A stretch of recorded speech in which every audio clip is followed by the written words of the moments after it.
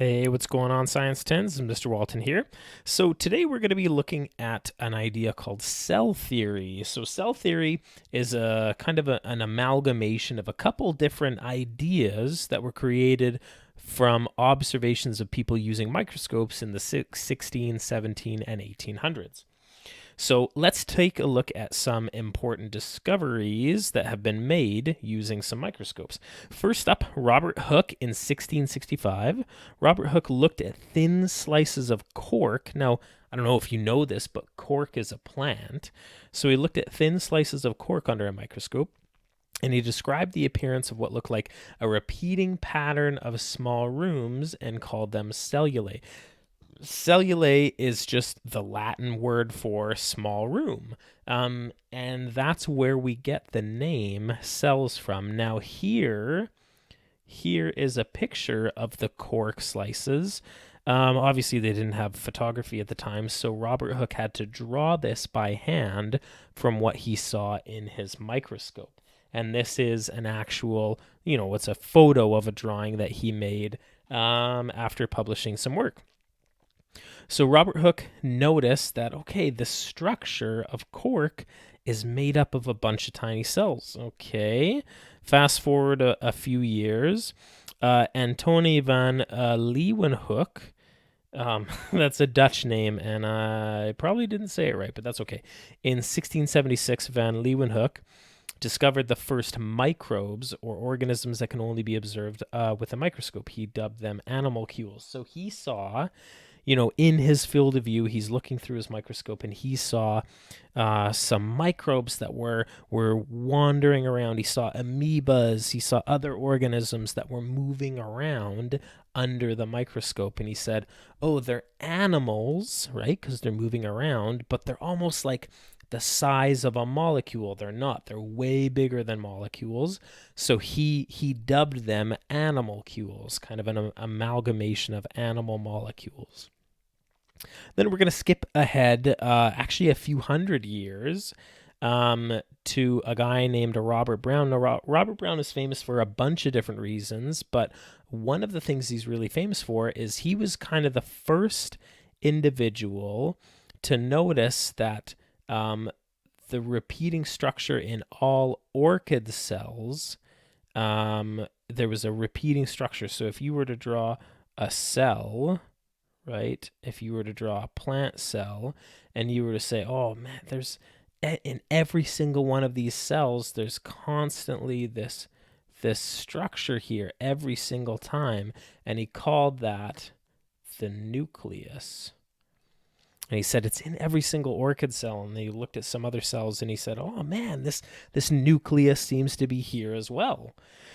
So just 5 years later, Matthias Schleiden, observed that all plants, every single plant that he looked at, was composed of cells, these tiny little room-like structures. And that he proposed that the nucleus was responsible for the development of those cells. Now, very soon, we're talking like within a couple years after Schleiden made this discovery that all plants were made up of cells, Theodor Schwann soon discovered that Schwann added the idea that animal cells must also be composed of cells. That sounds stupid, animal cells, but animal tissues must be composed of cells, and that both plant and animal cells shared some properties. Then came along a Rudolf Virchow in 1859. Virchow proposed the idea that all cells come from pre-existing cells, but there's a lot of evidence that suggests that he actually stole that idea from Robert Remak. So, he's just a dirty, rotten liar, but that's okay.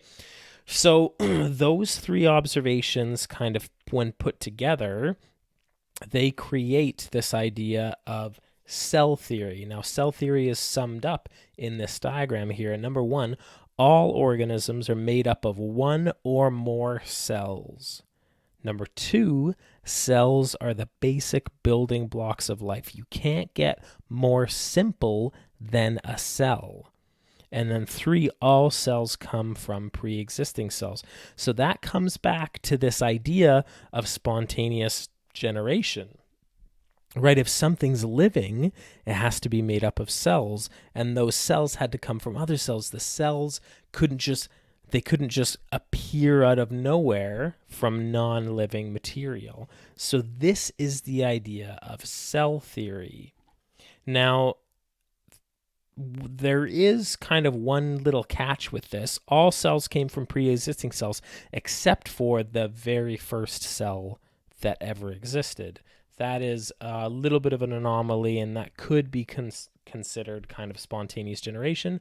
But you'll talk about that a lot more kind of later on in other biology courses.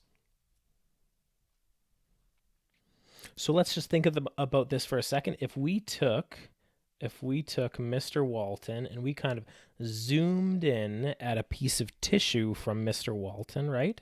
If we looked, if we zoomed in here, we would see repeating patterns of cells that make up the tissues of Mr. Walton. But we would need a pretty darn powerful microscope to be able to do that. Now, that's not the only thing that's made up of cells, right? We could cut up like an onion, for example, and we're actually going to do that tomorrow. We could cut up an onion, and it would also be made up of cells. But not only that, there's bacteria that live on surfaces. Every surface that you touch has bacteria living on them. And they're just single-celled organisms. And so all of these living things are composed of cells. They're at least one or more cells, and they're the basic building blocks of life. And where did I come from? Well, I came from a single cell. When I was first conceived, I was a zygote, right? A single-celled organism. That goes back to the grade 9 curriculum. Where did that cell come from? Well, it came from a sperm and an egg. And where did those cells come from? They came from my mom and my dad.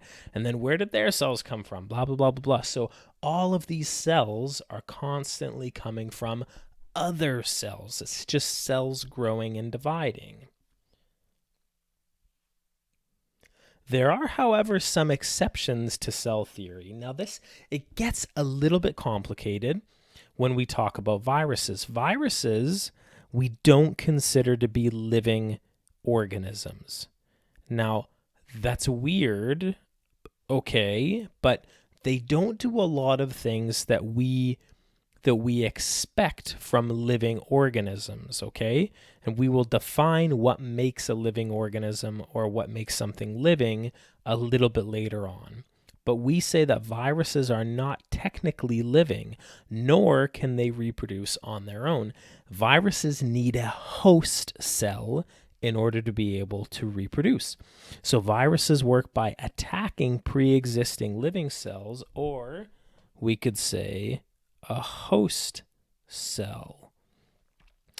So they inject the host cell, with their own DNA or RNA. That's the instructions to make that virus. And they use them as factories to produce copies of the virus. Common examples of viruses, maybe not so common, but hopefully you kind of understand what's going on here. Viruses are the cause of measles, a really hyper contagious disease that really, really hurt people before there was a vaccine for them. So very thankful that there's a vaccine now. Hepatitis A, B, C, D, E. There's many types of hepatitis, and they're all very dangerous for you. They're all caused by different viruses. Smallpox, which has basically been eradicated on the planet, but also chickenpox is caused by a virus. The common cold is caused by a virus. Herpes, there are many types of herpes viruses out there. Human immunodeficiency virus, or HIV, right? HIV is the condition that leads to AIDS. And AIDS is an autoimmune deficiency.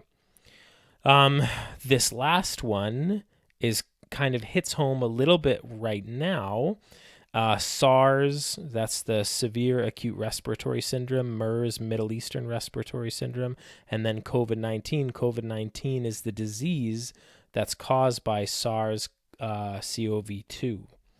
And so all of these conditions are caused by viruses. Now, viruses can look very different. Viruses don't have to look all the same. Here we've got two different viruses. Here, the first one is a bacteriophage, a really, really common type of virus. And here is a coronavirus, okay? So here, over on the side, this is a bacteriophage. I don't actually know if it's bacterio or be a bacteriophage. And then here is a coronavirus. And so we call it a coronavirus because it's shaped a lot like the sun, and it, often things that are spherical, they kind of look like a corona, and so we call them a coronavirus. Viruses are all relatively similar in the sense that they have some sort of a structure that protects a set of instructions on the inside. So it's really just kind of a membrane, like a protein structure or a lipid structure. You don't know what a lipid is, but that's okay. That wraps around this RNA or DNA, and that's the instructions. And that's really all it is. So this thing just floats around, not really doing anything that we consider to be living until it interacts with something that it can infect. And so what happens is this virus will attach itself to a receptor on the outside of a cell. So this thing is living and it becomes the host cell. This virus is technically non-living. It's not dead. It never was living to begin with. And so this virus will interact with the like something on the outside of a cell, and that's kind of a trigger for this virus to inject its DNA or RNA into the cell. And once that RNA or DNA is inside the cell, then the instructions for that's contained in the RNA or DNA say, hey, make a buttload more of me. So the cell takes those instructions because it can't discriminate between its instructions and the cell's own instructions. And so it says, okay, boss, whatever you say. And it starts making versions of this virus.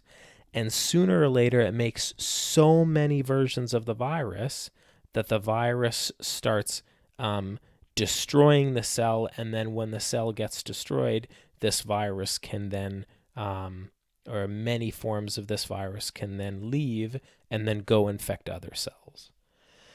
So a little bit interesting. In a few days, we will define what makes something living or non-living. It's a set of 7 criteria, and we'll go through that a little bit later. Tomorrow, what we want to do is we want to look a little bit more closely at a microscope, and we want to kind of confirm a little bit. We want to try and support this idea of cell theory. So when we go back up here, we say all organisms are made of one or more cells. We're going to kind of try to test that out. We're going to look at an organism that we know is living. Okay, it'll be a plant, so we're not going to be causing harm to any animals. So we're going to look at a plant and we're going to try and see, okay, is this thing really made of cells? And we're going to try and observe those cells under the microscope, and we're going to try and observe a nucleus under the microscope as well. So that's really it for today. Pretty easy day. Let me know if you have any questions about what we went over today. Otherwise, I'll see you later. Have a great day.